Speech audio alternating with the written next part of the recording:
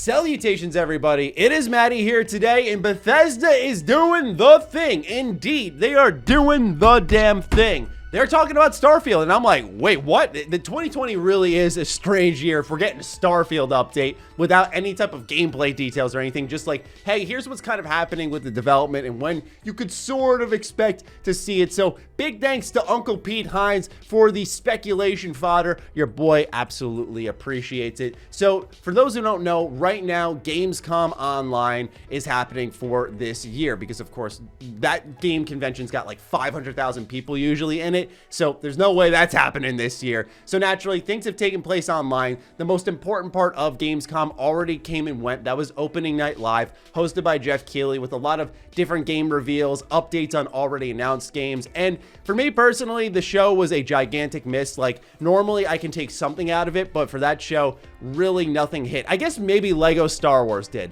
That game looks fire. The new camera angles and stuff, mwah, beautiful. But anyway, more on topic.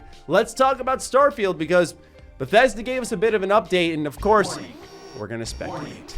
We're going to speculate a lot. This article comes from Twinfinite. That'll be linked in the description down below, but we have literally every piece of information the article offers already here in this video. Pete Hines says, when asked about Starfield, look, my life would be a lot easier if we were ready to show and talk about what the team is working on. Anybody can do marketing when the game is ready to show, right? Just show the game. Now pause. I do like that mentality because to me that says that when they do show off Starfield, they're going to give us gameplay, something that's been really absent from a lot of game reveals this year is the actual gameplay, the game we're going to be playing. It's been a CGI festival this year. It's like every developer went back to 2012 and said, hey, this was great, wasn't it? This is what people bought games for. No, no, no, no, not anymore. No, we've grown past that. Stop. Give us gameplay. And it seems like Bethesda has those plans when we see Starfield, which I think is smart. We saw this game for the first time, and I say saw in quotes because we really just got a concept of it all, that it's going to be some type of sci-fi game. But we saw it in 2018. Since then, people have only speculated about that trailer, what Bethesda could be doing based off something like Fallout 76, what we learned from Fallout 4, what lessons will carry over into Starfield. But I think the best answer to those fans is, of course, saying when they see it for the first time, hey, here is the actual game. No CGI, nothing. Pete Hines continues to say, if the game is not ready to show, there is not a whole lot we can do up until it's ready. I don't know. What do you want from me? I can't make it up. Pete getting a little defensive here. He continues by saying, the only thing I can tell you is that when we finally get around it, when we finally get around to talk about what it's up to, I think you will be impressed. I think you will be excited. I think you will say, quote, that looks like it's worth the wait. End quote. So I know that Bethesda Game Studios has lost a lot of respect across the industry because of Fallout 76, understandably so too, but I think a lot of people, myself included, look at Starfield as like the perfect bounce back opportunity, right? We tried an experiment with Fallout 76. Fallout 4 had its own set of experiments. Take Starfield and make an RPG like you've been known for like the last number of generations with Skyrim, Oblivion, Morrowind, Fallout 3.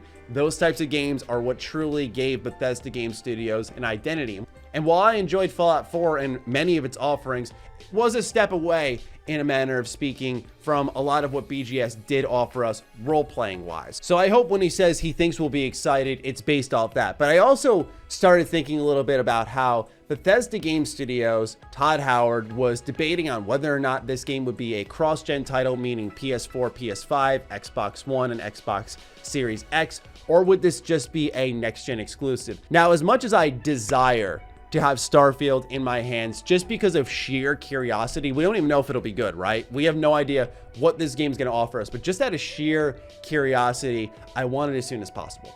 With that in mind, though, I do think this game would benefit from a next-gen treatment. I truly believe that. Some may think that's obvious, but I think of Elder Scrolls 4 Oblivion, how that was a Xbox 360 PC game, and it really set a lot of standards for the industry moving forward, because Bethesda Game Studios used to be that type of company. They're in a similar position that BioWare is in right now with Dragon Age 4. People are going, okay, they're going back to basics. It seems they're making an RPG after Andromeda and after Anthem. They've got to get this right. Same thing, I think, with Bethesda Game Studios, right? They're in that same position, back against the wall. If they fail with this game, I don't think it means the end of them. I just think it means the complete end of trust between enthusiasts and Bethesda as a whole. Pete Hines wraps up his statement by saying, "But we'll see. It's gonna be a while till we get there." Now, I thought this was the most telling part of his entire quote here, because when I thought of Starfield, I was thinking 2021, right? Like, I thought there was a chance of 2020. Obviously, the pandemic really threw things for a loop, and I think a lot of development schedules were destabilized and things were moved back and plans were shifted where they're like, we're gonna have to delay this anyway. So maybe Bethesda was shooting for cross-gen, and with this whole change in the development process, things have had to slow down no matter what. They were like, hey, we're not gonna get this out in, say, 2020. Let's do next gen only and release it in fall of 2021, because people don't know anything right now, right? We just know that the game exists, and whenever it gets, I put it in quotes, like re-revealed, because technically it was already revealed, just we don't know what the actual game looks like.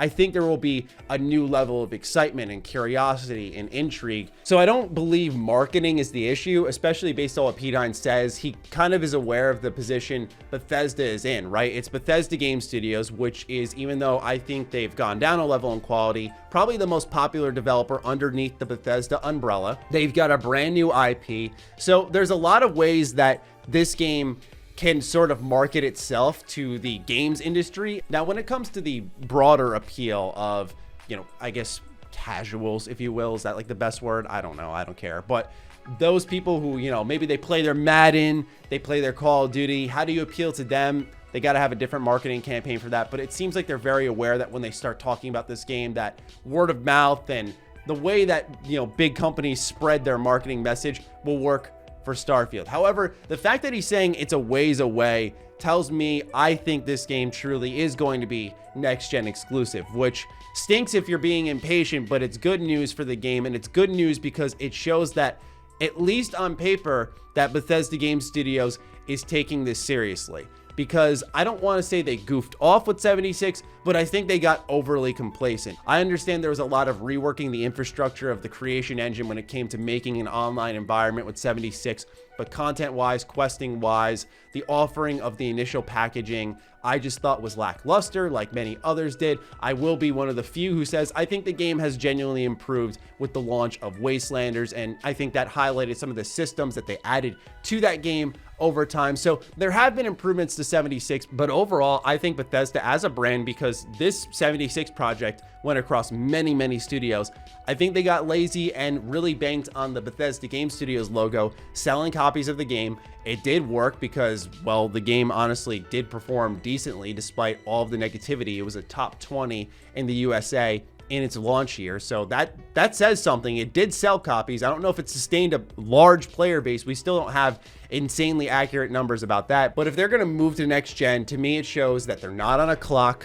that they're just trying to make a good game here, and that they're taking their time with it. And the last option is the most important. Like, please take your time, because all of us, right, even I think Bethesda Game Studios' biggest haters, everyone who calls them overrated or says that they're lazy, that they bank on modders too much, I think literally everyone across the spectrum wants to see Starfield succeed, right? Like, I think everyone can agree that we want to see a good game come out of Bethesda Game Studios, because if it's good, there's so many benefits to it, right? There's like a new modding platform. It'd be so cool to see Starfield mods, what could come out of that, because it's a whole different game.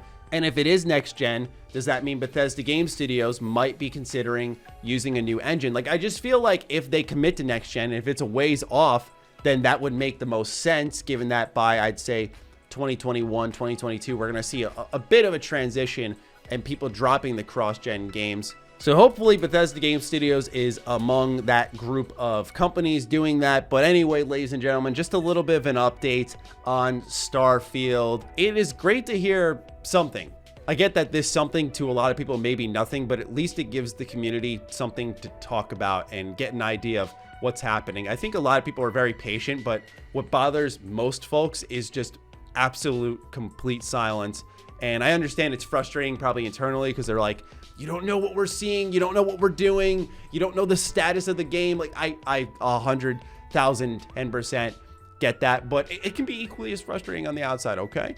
So with that, ladies and gentlemen, I pass the conversation over to you. What do you think about this latest Starfield update and Bethesda breaking the silence? Are you satisfied? Is there anything I didn't cover in this video, information-wise, that maybe you'd like to add down below? Go ahead, fire away. And with that, ladies and gentlemen, I'm signing out, and I'll talk to you guys soon. Be sure to follow me on Twitter, follow me on Instagram. Those links are in the description down below. And a huge thank you to all of the patrons who continue to grow our platform. Stay sexy, stay active. I love you all. Peace.